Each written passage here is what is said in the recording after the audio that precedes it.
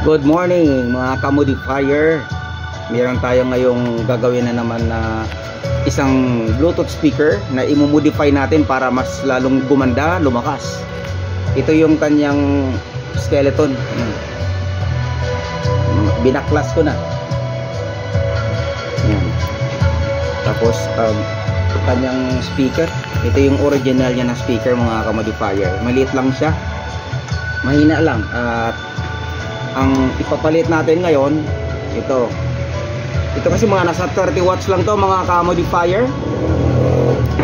So mahina lang talaga. Ang ipapalit natin na speaker, ito yan, nasa 40 watts maximum. So dahil sa dalawang speaker ito, yan, magiging 80 watts ng kanyang lakas. At dahil sa wala na siyang clear amplifier, ito yung in-order ko na sa online. Yan, mga accessories. Yung pa siyang remote control, mga ka-modifiers. At ito yung kanyang magiging ano na siya, module. Yan ang pinaka-module niya. Pagka nagawa ko na to mga ka-modifier, ipapakita ko sa inyo kung paano ko ginawa at kung ano ang magiging performance niya. So sundan nyo lang mga ka-modifier, lalong lalo sa mga mahihilig magbutingting. Ang next na gagawin natin ngayon mga modifiers, gagawa tayo ng plate. Yan, magpapabricate tayo para ilagay natin siya dito, para itong Bluetooth panel ay maisalpak natin. Magiging ganito siya ngayon.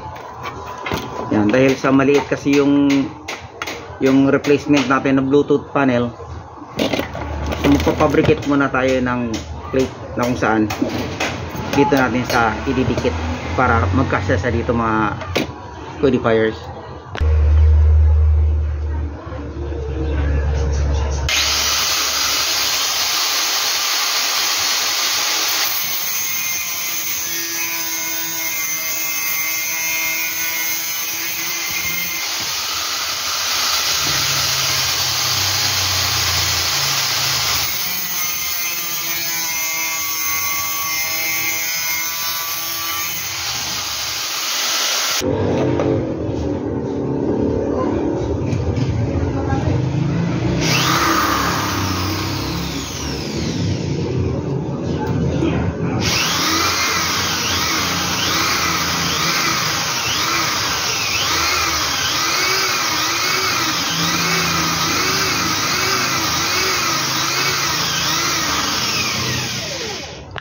Ito na mga modifiers ang napabricate ko na plate na kung saan dito ko ilalagay itong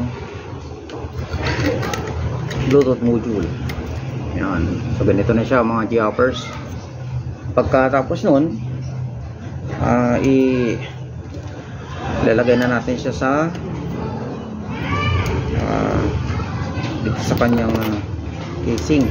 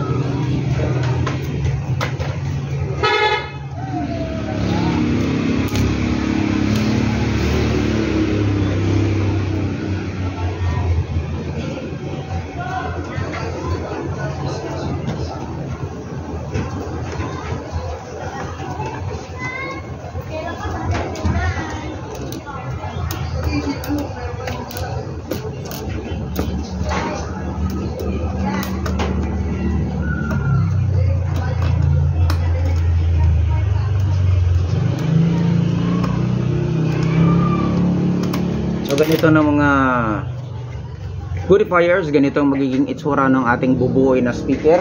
Ayan. At pagka tumutunog na siya mga modifiers, ipaparinig ko sa inyo yung tunog. Ganyan na ngayon ang magiging itsura ng ating bagong modified Bluetooth speaker. Thank you, Godifiers.